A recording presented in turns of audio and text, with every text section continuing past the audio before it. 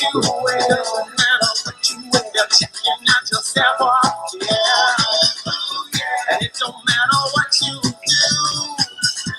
'cause everything looks good on you. Supermodel work. Clever girl, working girl. What's wrong? Do your thing. Can you guys hear this song? It's an audio test.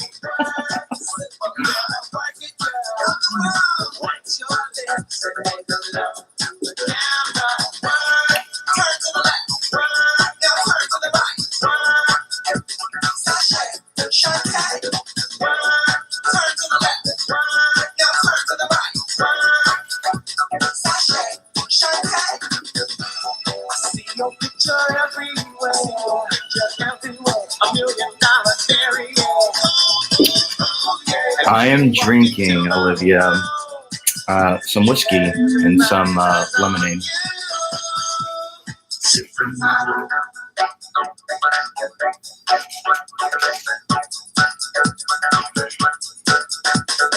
Linda, word mom, Naomi, she is big. Christy, mighty lady, out of sight. Cindy, I can feel it. Claudia, Sarah the girl, Nikki, work the runway. I have one thing to say. Sashay, Shantae, Shantae, Shantae, Shantae, Shantae, Shantae. I have one thing to say. Sashay, Shantae. Okay, that's enough. Hello, everybody. I love that I made everyone just sit through listening to some RuPaul for like 2.5 minutes while I drink some whiskey, but I did it for a reason. I love that song so much, and it was actually something that really, really inspired me when I was making a podcast.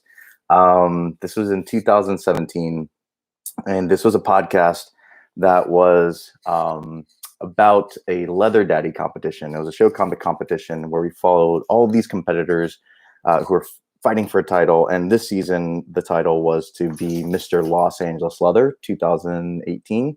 And so we got to a point where there was about 11 contestants, and we got to the very last episode, and we had to recap, like, okay, now we have to go back and mention every single one of these contestants that we mentioned from the very first episode. This is now episode 6. And we're just like, oh my God, this is going to be so boring if we just list everyone's names and then say something about them. Remember this contestant who, is a pup who is from Long Beach and blah, blah. It just was very public radio and just dry. And we just wanted to have a lot of fun doing this show and making that show. And we're trying to come up with really clever ways to be really creative about like listing 11 people's names back to back and introducing them. And so this song came to my mind, which is RuPaul's Supermodel. And so I'm going to play that segment again, just so you kind of pay attention a little bit of what that song is doing and then what we took from it. And then I'm going to play some of the competition itself. So let me take out my headphones real quick so you can hear.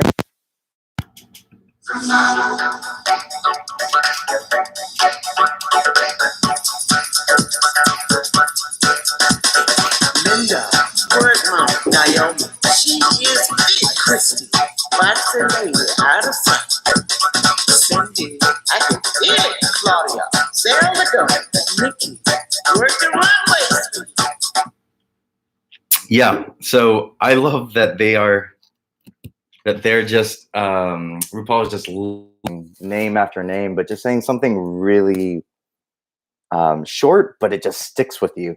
And it's like underneath like this bed of music that you can dance to.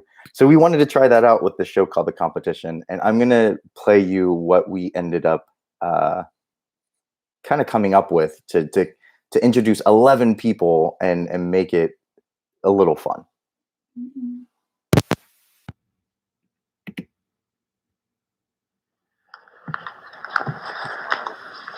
I want to ask, because this is audio, what are you wearing? Nothing. I'm James Kim. And I'm Melissa Dudley. This is The Competition.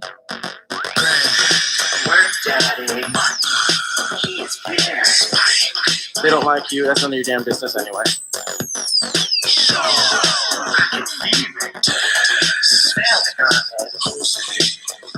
This is cool.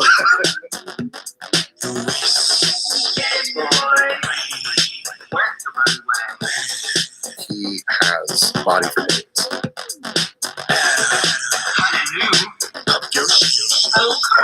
Mr. Anderson, say the best man win.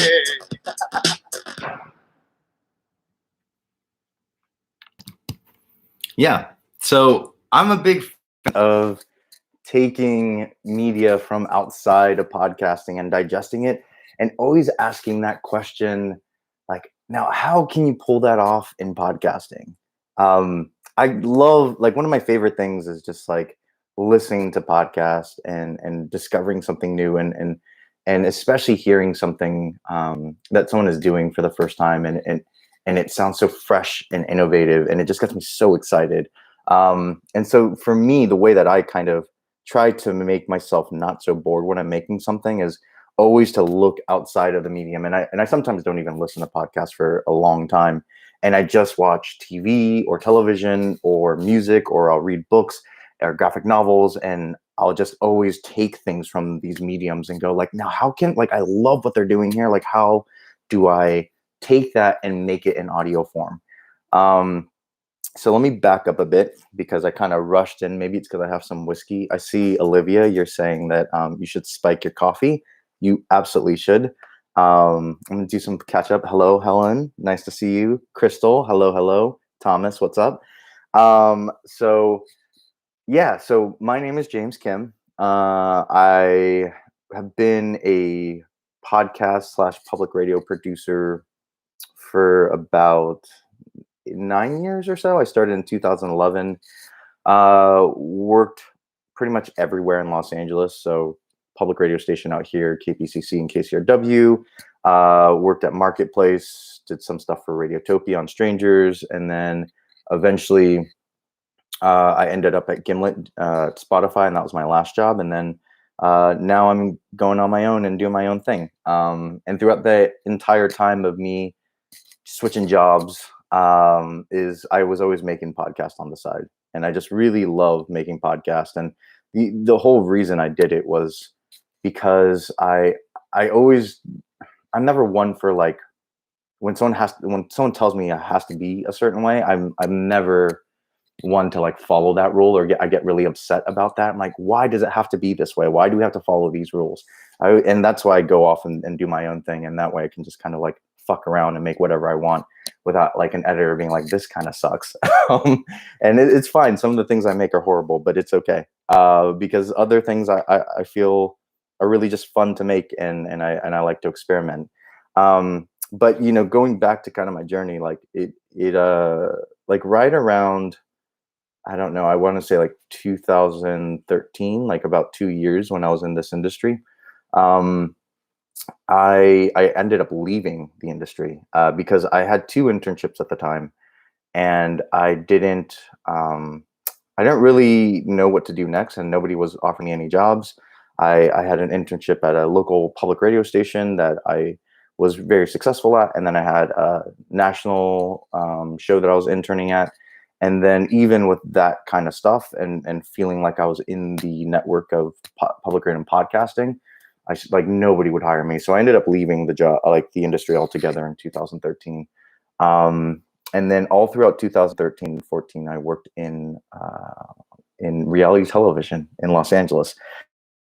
And I was a post-production assistant, which really meant that I was just doing contracts, and I was looking over contracts over and over, and release forms, just making sure that everything that was shot on film, everybody had permission to use it. It was a really boring job, and there was really it was very mindless. But I had a really awesome boss, and she actually admitted, like, this job is really boring, but like what you should do is like you should go and listen to films online. And I was like, what are you talking about? So this was before people were catching on to podcasting. So 2013, 2014, before Serial. She was like, okay, there's a site called Listen to a Movie. It's listentoamovie.com, and it still works. And you go on that website, and they had so many films. Like the range was insane. So it went from like my favorite films that I love watching over and over, like Devil Wears Prada or Mean Girls, to classics as well, like Ferris Bueller was on there, and then modern movies at the time, which I can't remember, but it had a really wide range. And I was like, this is kind of weird to like watch a movie without seeing the movie, but I'm just gonna give it a shot. And maybe because I chose movies that I watched all the time, like I was still really shocked at how much I was understanding what was happening. Um, and I kind of want to play something to like maybe do a little exercise to see how much you can understand what is happening without any of the visuals.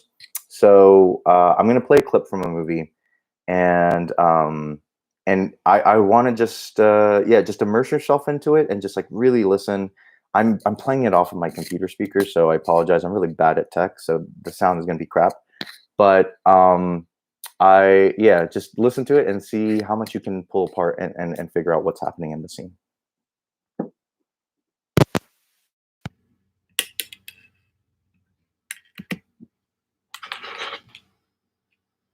I came today because last night I had a dream about this place.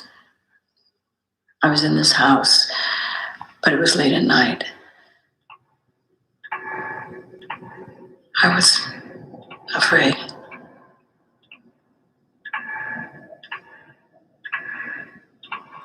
I went into your bedroom, but you were both asleep.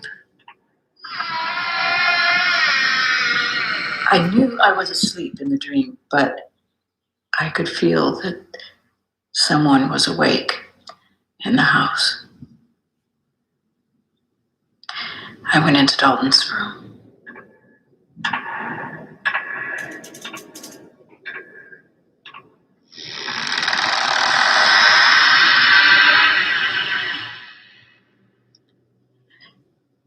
There was something in there with him. It was standing there in the corner. I asked it, "Who are you?" And it said it was a visitor. I said, "What do you want?"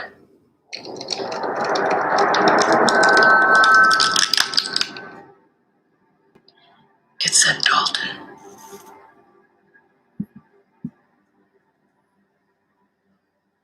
I can still hear that voice.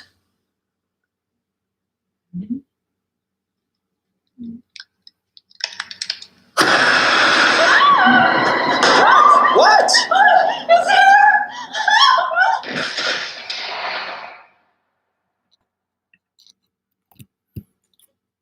To me, feels like it could be something out of Spooked from Snap Judgment or something. No, I don't know. I love that clip. It's from Insidious, and if you went to Third Coast and were at the late night benedictions, you probably already heard some of this spiel. So apologize in advance. I added some new stuff in, I swear. But if you didn't, I really love horror movies and how they use sound design. They really rely sound design in film is supposed to be something that you're not supposed to notice. Like visuals take the precedent, and they take like the front seat and everything, and sound design is supposed to assist it to make the visuals come to life.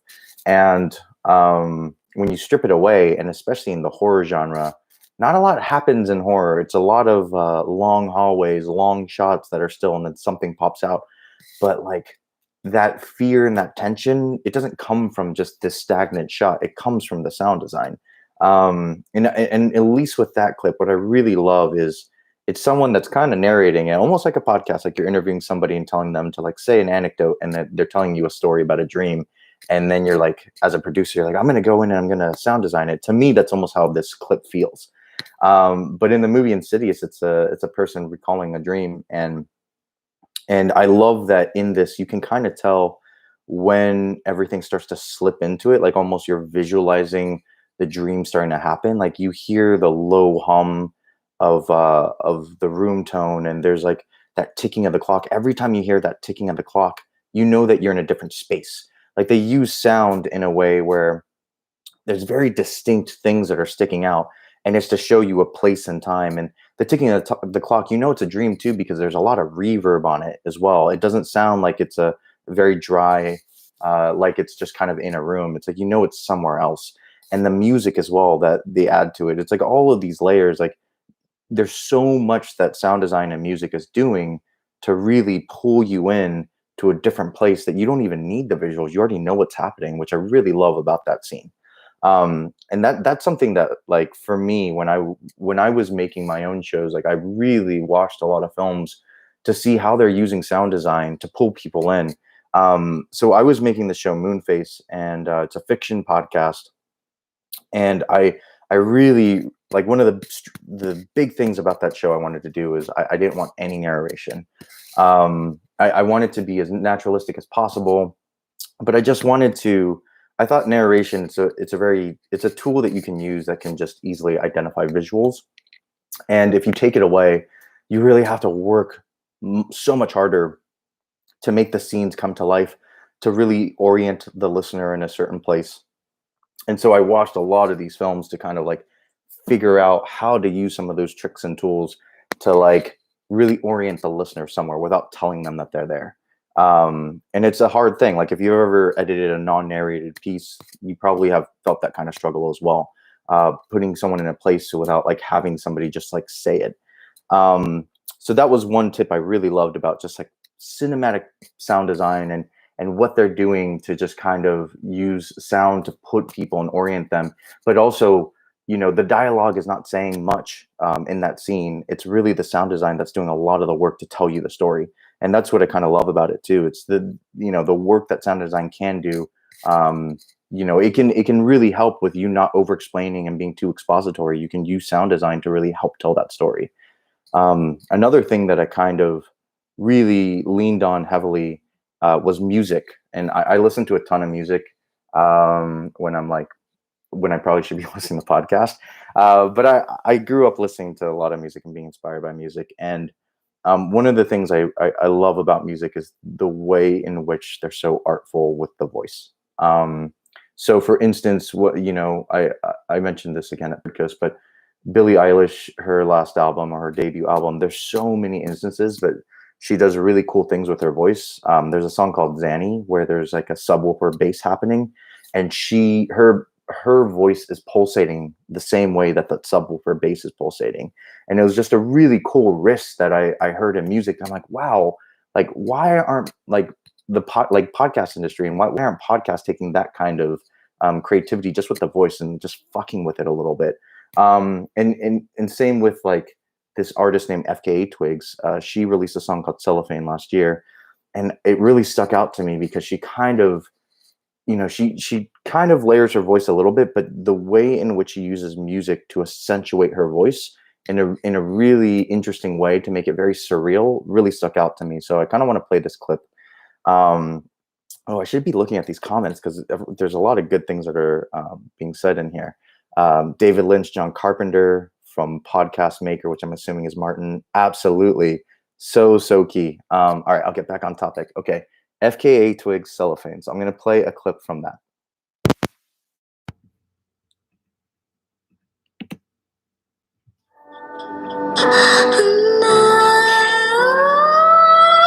I just want to feel your light. And I don't want to have to share our love. I try, but I get overwhelmed. All wrapped inside the fears that we had.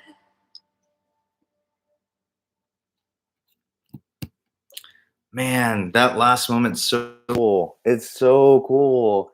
They're not doing much with the voice. There's a little bit of reverb and on that voice and a little cueing to make it sound a little ethereal, but a lot of the work is coming from that music. It almost, that last chord that's played, it's stretched out and it almost feels like you kind of like, I don't know, to me when I listen to that clip, I feel like I lean forward a little bit when I'm listening to it because it feels like it drags on longer than it should. But that to me is like such a small, tiny kind of detail, but it sticks out so much because with pop music and even with any kind of genre of music, it's to a meter, and it's to a beat. And FKA Twigs, she frequently does this where she'll take that beat and then she'll just throw it out the window and not use the metronome, and then all of a sudden she'll stretch things out longer than they should be. And it creates this moment where for me, I kind of like stop whatever I'm doing. I go, wait, what's happening? Because everything was so rigid up until that point. And I really love that. It's like an attention grabbing moment. So that's like something that I always wanted to incorporate in podcasting and try to find a way to take that moment and go, how did FKA Twigs do that? And can I like recreate a moment and that emotion and that effect in podcasting? And the last thing I want to play before I get to my final point is that, there's other mediums that I feel like can be very inspirational, and things that are definitely outside of the norm that people don't look to, especially that the sound design quality of it or anything of it, they won't look to it for inspiration. I'm just going to play this clip and then you'll talking about.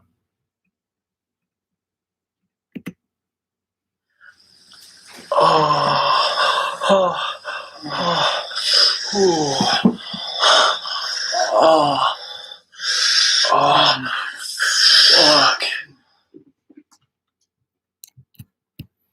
I wish there wasn't a delay because I'd just be like, does anyone know what that is? No, but sorry if you had kids around, but yes, it's porn. There's like this intimacy to porn that I really love. And it's so weird to talk about watching porn and watching it for an artful purpose, but why not? Like, it's kind of this act that, and obviously porn is fake, but people film, God, I'm getting so in detailed about this, but people film like, their home videos and all those things. And you get like a glimpse of someone's life in a very vulnerable, intimate setting that you normally wouldn't. And at least for me, it's like that kind of vulnerability, that feeling is so interesting. It's like this kind of pure honesty that when you listen to it, you can really tell. I feel like people like Caitlin Preston, I know I always mention Caitlin Preston. I love Caitlin Preston's work. Like she really captures intimacy in such a, I don't know, such a great way that, when I'm trying to think of some pieces that she's done, but like her No series was absolutely beautiful. And she kind of uses the voice and moments that people kind of shy away from and really hones in. And to me, it's kind of almost inspiring to feel that kind of emotion listening to something so vulnerable, because it's so hard to do that. You're writing, when doing podcasting and public radio, you're reading a script, you're trying to sound like yourself, but that there's like things you have to say. So to like break from form to kind of show that rawness is just really, for me, I feel like difficult to do in podcasting, because the editing and especially if you're doing like a highly intensive audio doc, it's like very much like everything is has its own place. Everything is heavily edited. So a lot of those intimate, vulnerable moments get lost. And for me, I kind of love it when podcasters have the mistakes and show their vulnerable side. And like, it's one of those other moments where you stop everything you're doing. I'm like, wow, that sounds really honest and pure. So all of the things I kind of mentioned with, the sound design of Insidious and how it does a lot of work for storytelling, or, the music and how to make it a bit surreal, and even the vulnerability with porn. I try to incorporate all of those things into that fiction show I made, Moonface. I'm going to play a clip of it. But it's all of these kind of inspirations I try to take and jam pack it into one scene. And this is kind of how it.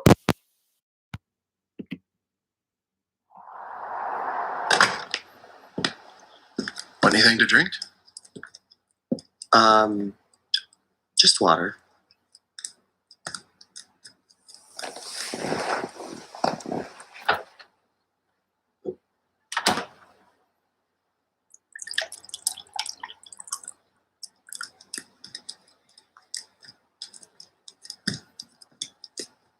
Thanks. No problem. And I wanted to add some of that intimacy and vulnerability from porn.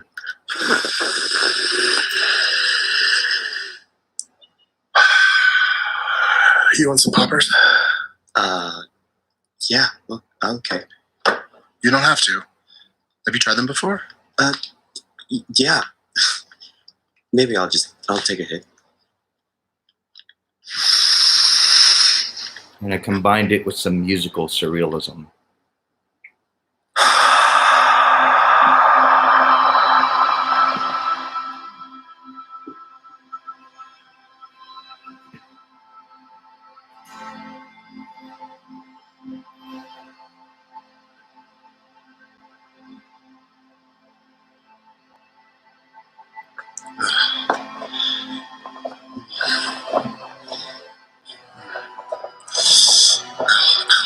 Sorry. 2 minutes time. No. Just go a little slower.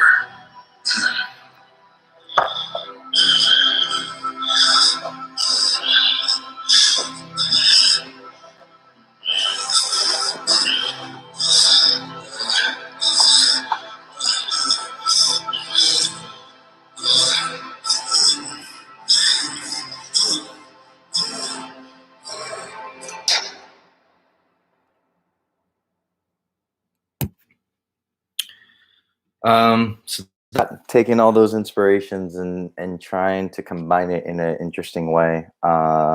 Hopefully it came off that case, but that was a scene that I, from the first draft of the pilot episode for Moonface, and that show went through like maybe 45 drafts of the first episode. That scene always stayed the same. And I think it's because I had such a strong vision of what I wanted to do and all those influences, putting them all in there.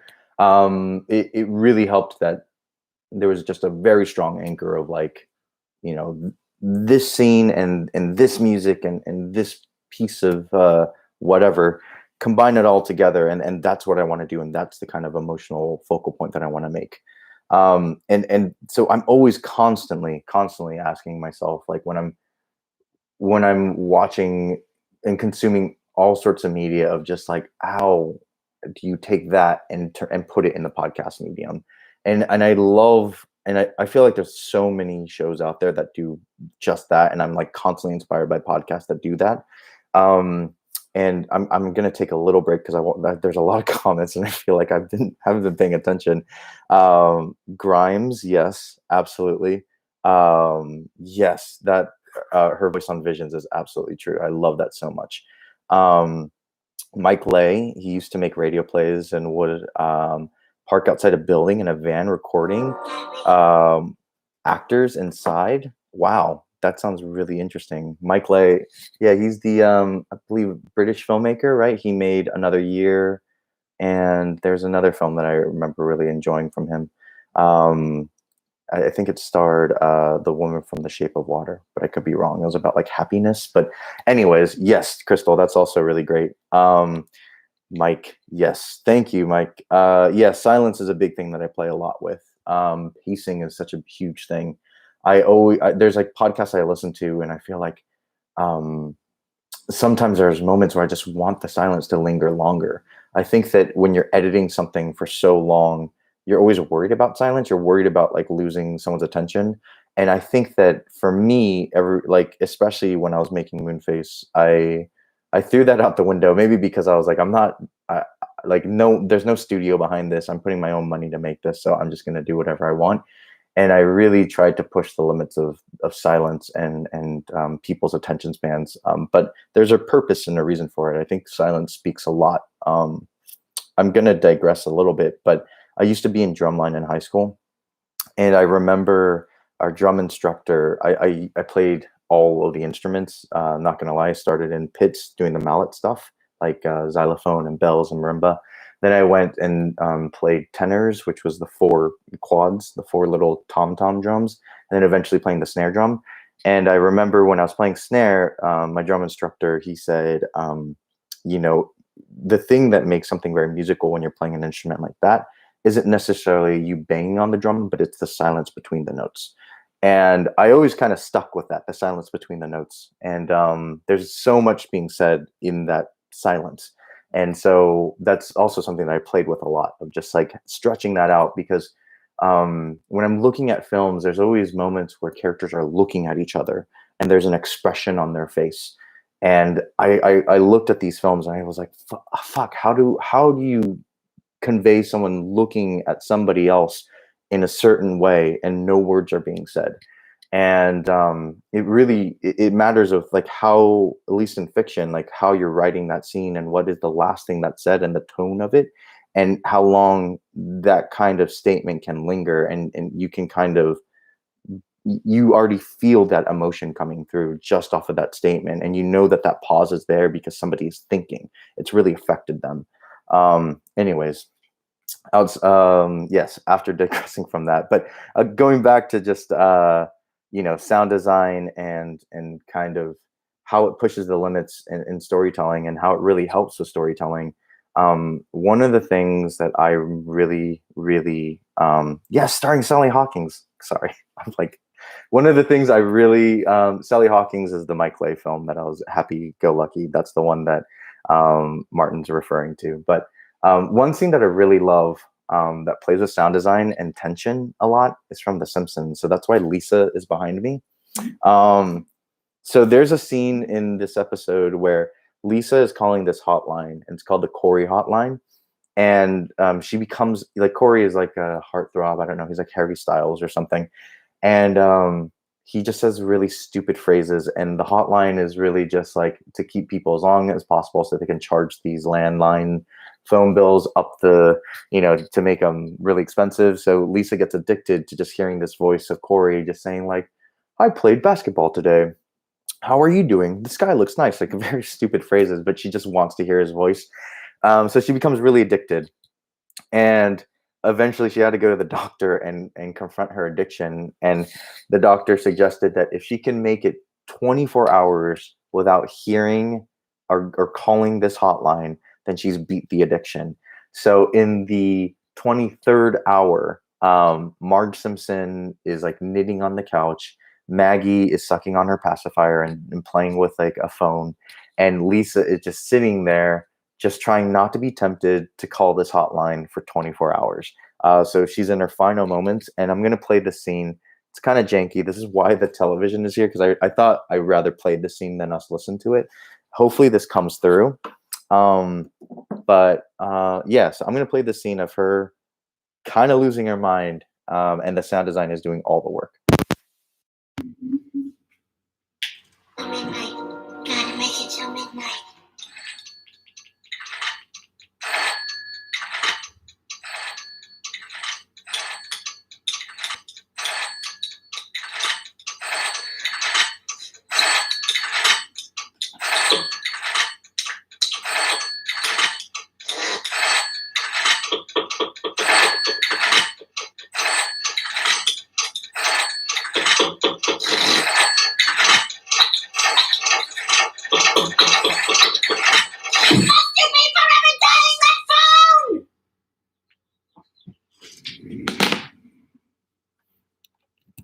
I hope that came through. That was playing off of my computer or my TV.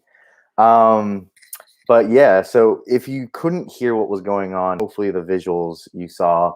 So Marge knitting, Maggie dialing that phone. You even heard the mouth ticks that Lisa was making because she's starting to lose it. You hear the ticking of the clock.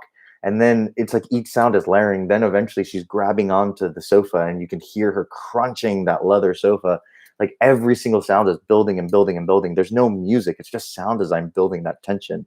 And then until she ultimately burst. But you, without any sort of words, any dialogue that's being said, you can already know what is happening to Lisa. You're like put in her shoes because of the sound design, which I really love about it. It's putting you in first perspective and you're almost seeing through her eyes and you're feeling her tension of like, oh my God, I really need to grab a phone and she's about to lose it. And for me, one show that actually did that so well, way harshly, so absolutely, Martin. One thing that one show and podcast that really did that well was The Habitat from Lynn Levy and Gimlet. There's episode 4. There's a scene where, so the premise of the show is NASA has a program where they want to know what life would be like on Mars. And so 6 people volunteer themselves. They're not astronauts. They're not trained by NASA, but they just 6 people volunteer themselves, say, I would love to be these guinea pigs on this project. And ultimately, what it was that they're volunteering for is they chose Hawaii, and they're going to put a tent in Hawaii. And Hawaii, they kind of NASA dictated that the landscape of Hawaii was the most similar to Mars, and so these 6 people would then live in this tent for 1 year. They would not leave this tent; they would just be stuck in this tent for 1 year. And Lynn Levy and her team at Gimlet, they then had like recorders and gave them recorders, and they would document their process and what was going on. So it was like the real world. It's like this reality TV show, which is really awesome. But there's one moment where these 2 characters that you just love start to be so honest about how like it doesn't matter like who or whatever how much they like somebody in this tent. Like they're at a point now where everything is just pissing them off and everything is annoying them because they're just stuck in the same environment, which I feel like all of us can relate to, considering that we're all stuck indoors during COVID. But I want to play that scene of what Habitat did, and it just reminded me so much of what this scene in The Simpsons. We could have, Morgan Freeman in here, and at this point, I'd be like, Morgan, just shut up. No, like for a you day. could never, ever. You say that, but he has not been narrating breakfast for months. But I love his voice so much. It's fantastic. It's like honey and caramel mixed with the melted sunshine and dreams of children. Yeah. But you can have too much of that. No. There can be an excess of anything. I want my life to be so awesome that he could narrate it. That would be so cool. Maybe he'll hear this and then he will. Yeah, Morgan Freeman, will you narrate my life? Okay. Here you go, Carmel. This one's for you. You wake up in the morning and the treadmill is already going.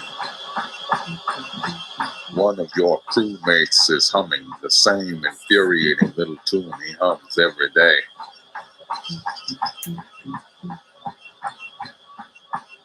And then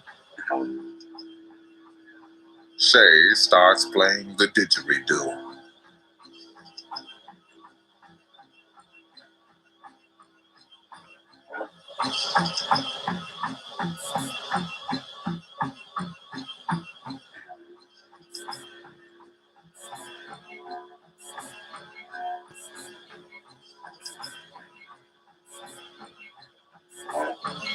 Another crewmate pours themselves a bowl of cereal. And you can hear every little bite, every little slurp. Which maybe was fine for a while.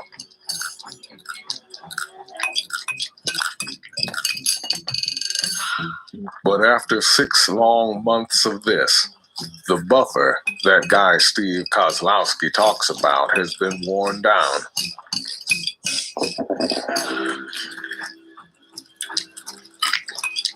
And you wonder how you'll make it 6 more months.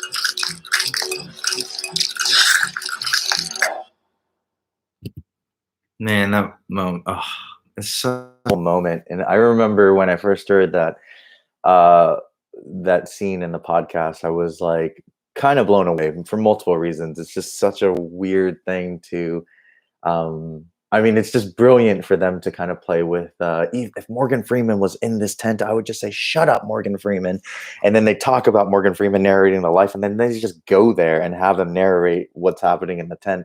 It's a voice actor, spoiler, but I also love that they're just using these small sounds and building and building and building just to put yourself, like, to put the audience in these people's shoes of like what exactly they're experiencing. And that's what I really love about sound design and what it can do. Is to really like emotionally have the listener connect with these people and feel like they're with them, not only with them, but they're experiencing exactly what they're experiencing. It's so effective to me. I see that it's already, like, I've been talking for 44 minutes. It's so funny. I thought I wasn't going to make it for like 30 minutes, and I'll ask questions, which, by the way, if you have questions, just ask them in this chat and I will break form and then just answer anything. but I have like a couple more examples, and then I'll toss it to questions until everybody just disappears, and I'm the only one left in this live stream. But yeah, I see Crystal. I like how it also seems to play with the podcast narrator trope too. Yes, exactly. I love it too. It's so playful with like using narration and turning it on its head in such a smart and playful way. Really good point, Crystal. Okay, so the next thing I want to talk about is music, and music that I'm just gonna play this clip, and I feel like immediately when the music happens, everyone's gonna know what's happening in the scene.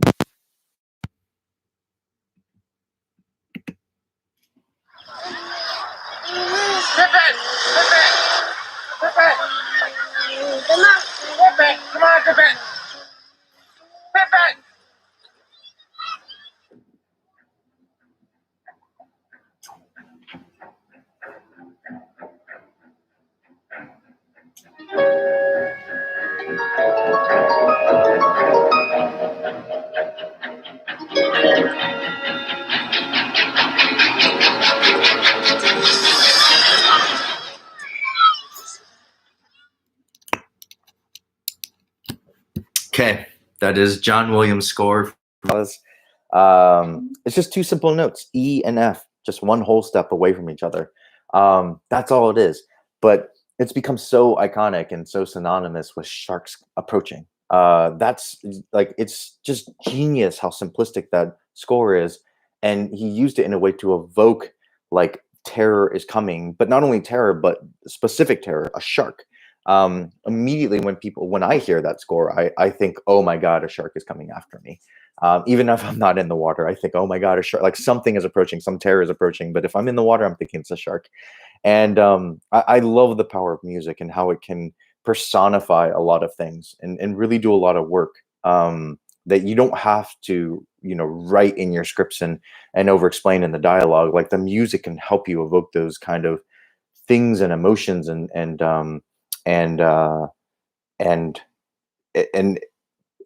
just this is one thing I'm kind of like trying to remember the term, but okay, that's right. And one thing I really love about music and how it's used in John Williams' score is it's very easy for anyone else to just kind of go, let's have like a really horrific splashy sound, and the shark is coming, and maybe we'll have like a really like a shark, like a visceral shark is coming at and charging at this person. Instead, they're like, no, let's use the score to personify like what the shark is doing. And one thing I feel like is really easy to fall into when you're making podcast is a thing called Mickey Mousing. So that's kind of when you say, I'm going to use Helen, for example. Helen walks into the door and she pours herself a cup of tea, and she says it's a little cold cup of tea because she's drinking it at like 10 o'clock at night. And she hears the wind outside because her window is open, but it's like a summery day. Summery night, I'm sorry. Anyways, and when narrating the scene, it could be easy to be like, Helen is walking in through the door. Like you can have footsteps and then a door sound effect opening. And then you can say Helen's pouring a cup of tea, and you can hear like a water being poured into a cup. Like that is Mickey Mousing. It's like you're just kind of using sound effects that are directly dictating exactly what's happening in the narration, and vice versa. It's just kind of like a basic kind of like just like a direct translation of sound design to what's happening in the scene. And Mickey Mousing came from the old black and white Mickey Mouse cartoons, where that was exactly that. With every sound of design, it was very overly like obvious of sound design.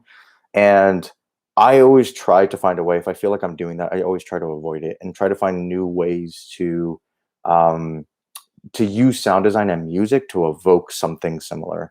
So there's this really sorry, Helen, it was the story fell apart. One thing that really stuck out to me, it's a new podcast from The Atlantic, and it's called Floodlines. The show is really good, and I wish more people were talking about it. It's hosted by Van R. Newkirk II, and it's about Hurricane Katrina and the aftermath of that show, or I'm sorry, the aftermath of that natural disaster. Um, and there's one scene that just like, I mean, actually the first 5 minutes are incredible, but later on in the pilot there's one scene that really sticks out to me, and it's about somebody talking about hearing what the wind sounded like during the hurricane, when the hurricane was coming. And I'm gonna play that clip from Floodlines, and I want you to pay attention to like how they personify the wind. It's so freaking cool. Just around the corner at the Hyatt Hotel, Fred Johnson and a bunch of his friends had decided to wait out the storm too. It's something people always did in the city when hurricanes came. If you couldn't get out, you went up. So we on some 10th, 12th floor, whatever the case is. They having a hurricane party. I mean, they're drinking their asses off. I'm like, no, give me hors d'oeuvres. The rain picked up late Sunday and never stopped. And then those high-rise buildings in downtown New Orleans, the wind started getting dangerous. The wind started hitting and it started howling a little bit. That giant window behind Garland started rattling. It sounded like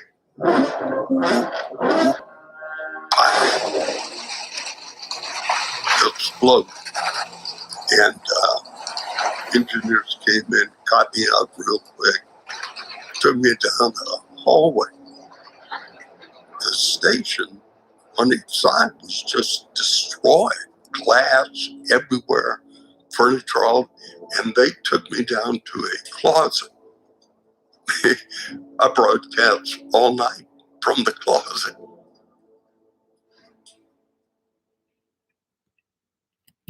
Yes, Crystal. It's so cinematic, and that's the best way to describe this podcast. It's crazy. Music is like, I feel like the podcast that I was working on, especially at work, it was like something that we just didn't have time for. We would budget it towards the very end of the production timeline, and usually that's kind of how it is in a lot of mediums, that music comes last. But to me, this scene from Floodlines, it really sounded like music when they're producing the scene and writing the scene came at the same time, or at least there's a constant communication of what to do. And there's a constant communication between the composer and whoever else is making that scene happen, because to use the tuba, in that kind of way was so interesting. Tuba, if I guess I have this television, but I feel like everyone knows what a tuba looks like. And there's a lot of air that needs to be blown into that tuba. And to associate a tuba with wind is like genius to me. I just love it. I thought it was so incredibly genius. And that the impacts were happening at the same time that the person is mentioning. Is like boom, boom, boom, boom. Like, it's just like all the impacts are hitting at the same time. They used an instrument that evokes to me like a lot of wind coming through, a powerful wind sound. It was really cool. Like that's one of those moments that makes me stop and go like, how the hell did they do that? Like, when in the process did they bring in the composer? Who came up with that idea? It's just so interesting to me, and it makes me turn my head. And that's something that I really love. I'm gonna bring in yes to Martin. It's not an instrument that gets a lot of use in podcast scoring. I feel like in podcast scoring, it's very easy to hire a composer who has a lot of either music beds and libraries and uses a lot of synths. But when it comes to like natural not natural instruments, but just like instruments that are like string and woodwind instruments, even mallet instruments, but instruments that are being played live instead of being played on the computer. Another example of that kind of scoring is from the oh god, I feel like I should know this show. Give me 1 second. I was just talking about this show the other day, and now I feel real bad because I keep mixing up a lot of the shows. But so it's Conviction, the new season of Conviction, American Panic. And that show, the score on that show is really great too. They're using a lot of real instruments, and it's incredible. I love when podcasts use real instruments, but when they use it to the extent of Floodlines, when it's like they're not Mickey Mousing. They're replacing the wind sounds and usually what people would put in the sound effects, but they're replacing it with a music. And they're reimagining what wind would sound like with a different sort of thing. Oh, that's so cool. I love it so much. It's really cool. Yeah, yes, exactly, Martin. Synth brass is like, it all sounds like cheap stuff. It's pretty bad. And so Helen. And yeah, so the last example I kind of want to play, and again, if anybody has questions, feel free. But the last example that I want to play is something from reality television. I love reality TV. We started this talk with reality television, with like the competition being inspired by RuPaul's Drag Race and RuPaul herself or himself, and also I just love that genre, and I kind of wish there was more of it in podcasting. And I know this is not necessarily tied to the sound element of things, but I feel like it's tied to more of like, you know, seeing beyond audio and looking for inspiration beyond audio. And one of the shows I really, really, really love is a show called Nathan For You. It's on Comedy Central, and it's really tough to explain because it's not a prank show, but Nathan For You is this guy, Nathan Fielder. He's a comedian, and he promotes himself as like a business entrepreneur who will come into your failing or struggling business and help you out. But the suggestions that he gives are so stupid and ridiculous. It's on Comedy Central, so it's a comedy show, and it's just like, I don't know, it's like it's Jackass without people kicking each other in the balls. It's like there's a boldness to the show that doesn't involve any sort of physical pain that Jackass does. There's like, it's more of like a gutsy kind of humor of like putting yourself in a really awkward scenario when you know it's a very stupid, dumb idea, but people go along with it anyways. So there's one episode that, yes, it is like a bit like Sacha Baron Cohen, Crystal. But there's one episode in particular that stuck out to me, and I die every time I watch it. It's about a haunted house. And so he goes to a haunted house, and the haunted house is like, we're struggling to get people in. We really want to get into headlines for being the scariest haunted house ever. So Nathan comes in, and he's like, okay, I have an idea, and I have an idea how to get you guys in the headlines to be the scariest haunted house ever. So I'm going to just play. To scare people enough that they would sue, I explained to Bruce that we needed to convince customers they somehow contracted a disease they're likely to die from. Bruce reluctantly agreed to let me try it out for a day, and after a week of preparation, my actors were ready. It was time for people to enter the world's scariest haunted house. Well, thanks for coming to the Reign of Terror. Oh, we're excited, man. You excited? Yeah, man. I have to warn you before you go in. Oh, This haunted house is extremely scary. I like the sound of that. Are you sure? Yeah. All right. Welcome to the Reign of Terror.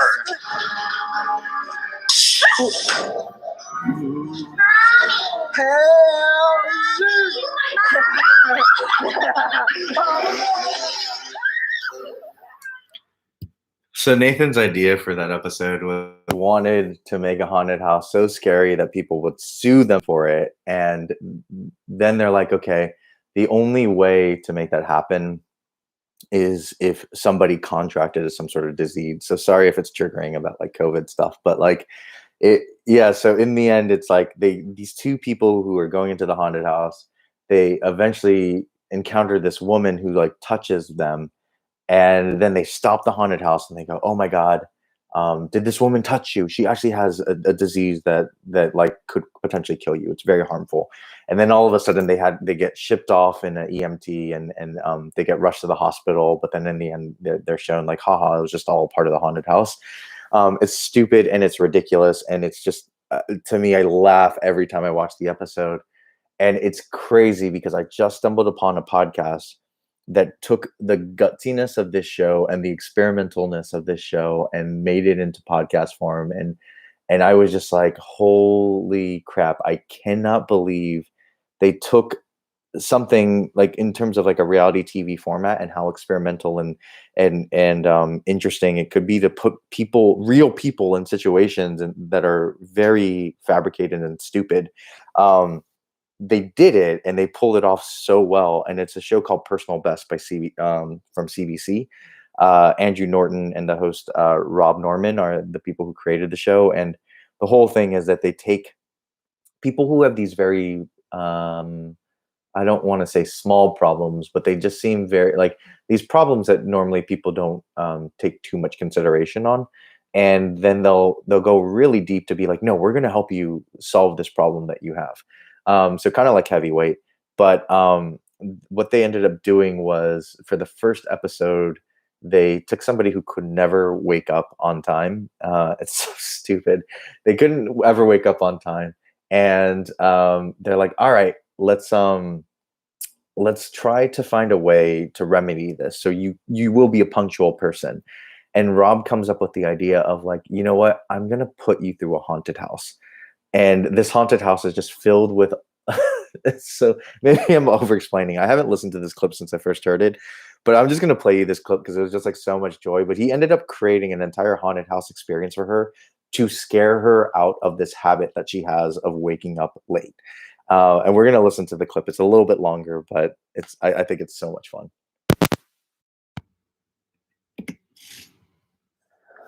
We were quickly approaching our last week with Robin. We needed something grand, maybe a bit unorthodox, maybe a bit cowboy. Cowboy. Like cowboy, like a term to describe an unorthodox approach. And so I put together what I consider to be a masterpiece. Allow me, Andrew, to set the scene. It's Robin's lunch break. I've told her to meet me at a specific place, only giving her an address. 419 Dundas West. Walk to 419 Dundas West. But when we arrived there, I had no idea what I'm supposed to be looking for. She arrives at a mysterious storefront. She opens the door, but I'm not there. It's a haunted house of lessons. So we talked about this a while back, but you actually did this. I rented a haunted house. I got a bunch of actors together. I wrote a script, and we've been rehearsing all week long. Behold, the haunted house of lessons. Wait, remind me of the logic behind this. Okay, well, first of all, it's wicked. It looks wicked, and it's super fun. I used to work at Canada's Wonderland at Fear Fest, and I was the guy with the chainsaw. People really pay attention to you when you're running at them with a chainsaw. There's like an intervention from Dr. Phil mixed with like a friend of your dad who wants to put a haunted house together in the garage. Except that dad is super cool. Sure. So Robin creaks open the door to the first room. Can I have a flashlight? It's pitch black. Oh my God, somebody's going to jump out at me. Oh my God, it's a person. Hello, Robin. Oh my God. Standing there is a woman in a white lab coat. This is a dentist? It's a doctor, Robin's doctor, giving her prognosis back when she was still in high school. Well, you have labyrinthitis. I'm going to write you a note. This note will allow you to do whatever you want, but I'll warn you, this note will not get you out of the guilt. Oh my God. Thank you, doctor. Next, Robin stumbles through the dark, where she sees a man sitting in a chair, remembering his first date. I met her because I got stood up for a brunch. I found an actor who looks a lot like her real-life husband, so I asked him to dress very similar. I just know you didn't spend a lot of time trying to find an actor who looks like her real-life husband. Her Facebook is very protected, so I just kind of guessed. I was supposed to meet this girl, Robin, but she never showed. So I got to talking with my server, Rebecca. She's an early riser. Now we're getting married. Robin? No, I don't think of her. It's like she never existed. Next, Robin encounters a dark tunnel that she has to crawl through. Why is she crawling? Because there's nothing spookier than being low to the ground. I hate every second of this. Turns out she is very scared of haunted houses, even amateur ones. It's not scary, but I'm so scared. She swings open a wooden door and enters The room of encouragement. After so many spooks and creeps, now this is a room where she gets uplifted from the people in her life that make her feel good. It's a room pretty empty, pretty barren. Then all of a sudden, Robin hears this familiar voice. Just put it in your head that when your alarm goes off, you have to get up. You have to get up. You have to get up. It's Robin's mother. Get up. You have to get up. Just put it in your head that when your alarm goes off, you have to get up. When you put your mind to something, you can always do it. Just put it in your head that when your alarm goes off, I'm never going to forget this. You have to get up. You have to get up. Just put it in your head that when your Thanks, alarm Mom. goes off, you have to get up. She crawls through a tunnel to the final room. There's so many tunnels in this thing. An old woman sits in a dirty old bedroom. This is the piece de resistance, the grand finale. Come in, dear. Don't be afraid. What's your name? Robin. Why, that's my name too, Robin. This is her dystopian future. If she's sleeping in all the time, this will be her life forever. You know, when I was your age, I slept in a bunch too. Robin, where are you, my love? That's my husband, Rufus. We spend all of our time cuddling each other in bed. Oh, here he comes now. Meow. Oh my God. It's a grown man in a leotard with cat ears. Yes, I married my own cat.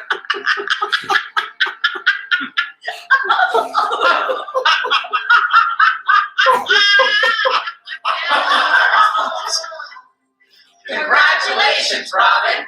You learned a lesson. Did she really learn a lesson though? This is not going to change my life in a meaningful way. Truthfully, the biggest reason why I would wake up because of this is because it was clearly a lot of work, not because I feel emotionally affected by what I experienced today. Oh my God. So funny. Oh my God. I feel like I just played that clip just because I wanted to laugh. But it's so funny.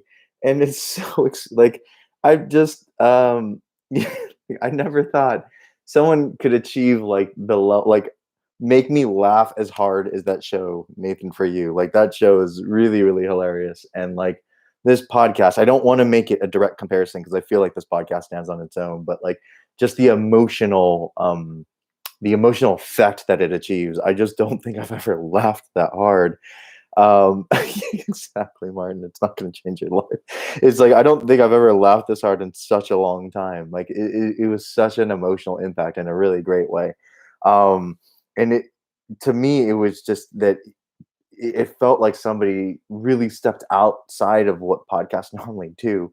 Like I never would have ever put money to and hire actors and write a script and make a haunted house as an intervention for somebody. Like I just would never do that. And it's just so inventive and interesting. And I feel like I don't know with Rob and how he came up with it, but I feel like that kind of inspiration really comes from just like stepping outside of your comfort zone and stepping outside of like what podcasts normally do and looking for inspiration elsewhere. And then trying to incorporate it into this medium. So that's kind of for me. That's I don't know. I'm gonna just put a period on that and just say like that really.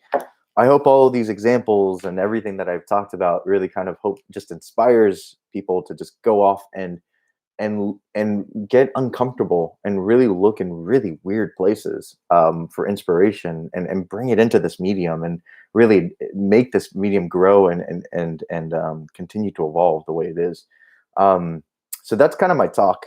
I am here to answer questions. It seems like everyone's leaving now, but maybe I'll give it like a couple more minutes and talk a little bit and buy some time because we are on a delay. So I'll offer that. But if anybody has any more questions or even just comments that they want to say, feel free. This has been a lot of fun. I can't believe I actually ate up 1 hour. I talk a lot, and thanks everybody for sticking around.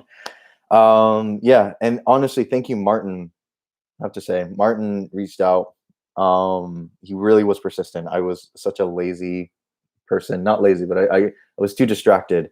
And Martin really brought this whole thing together, even though there's a lot of technical difficulties on my end, as you saw earlier in the chat when I was talking on the phone.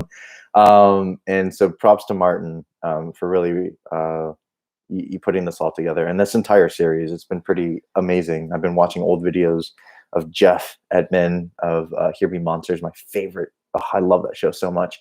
And Jonathan Zenti doing his thing, Will Williams as well. There's so many people that I adore that have been doing this talk.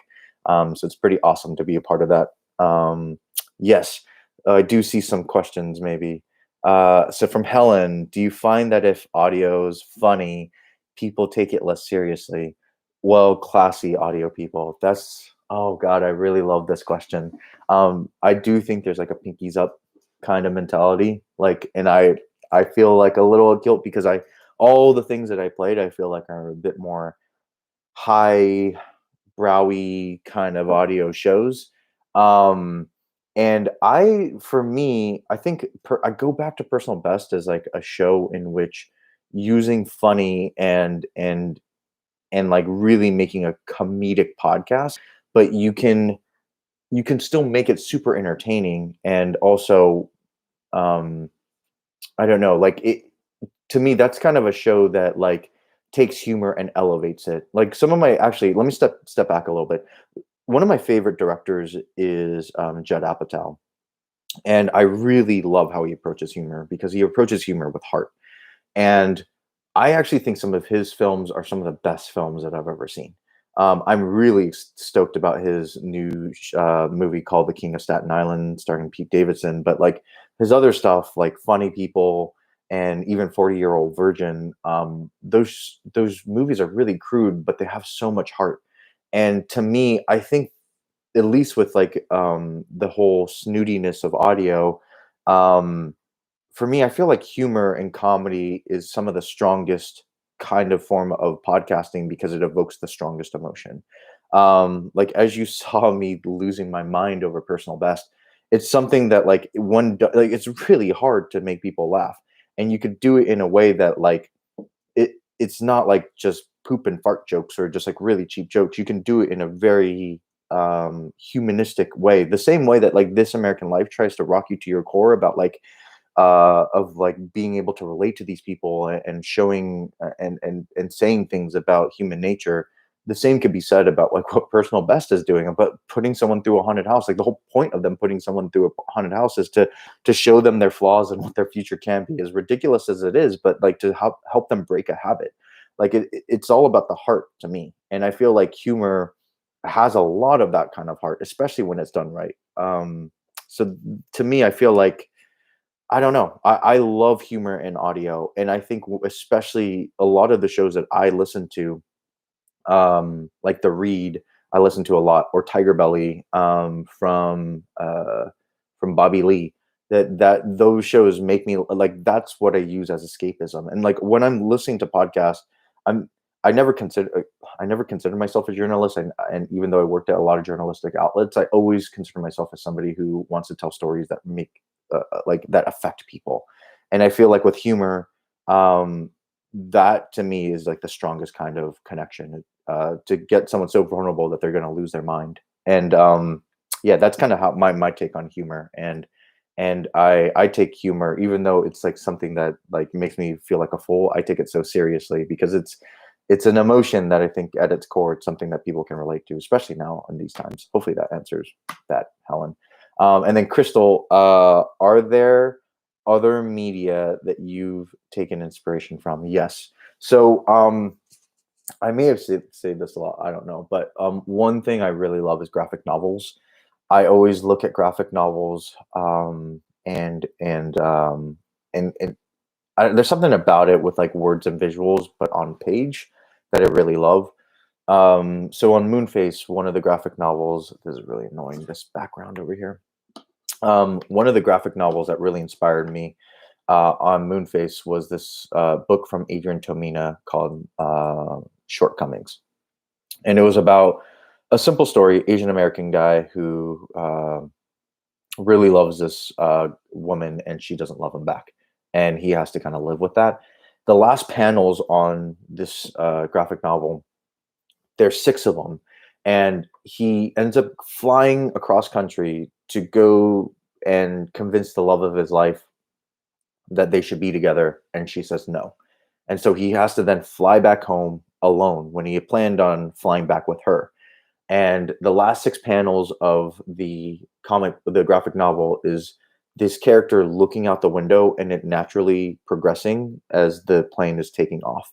And so each panel is just the plane going further and further up, and his face is never changing. And it has this sense of ennui.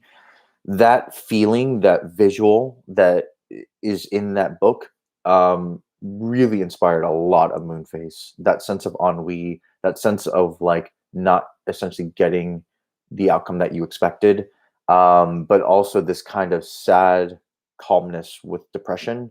There's just a lot of feelings that I could just feel from those last 6 panels that I really was inspired by for the entire series of Moonface in general.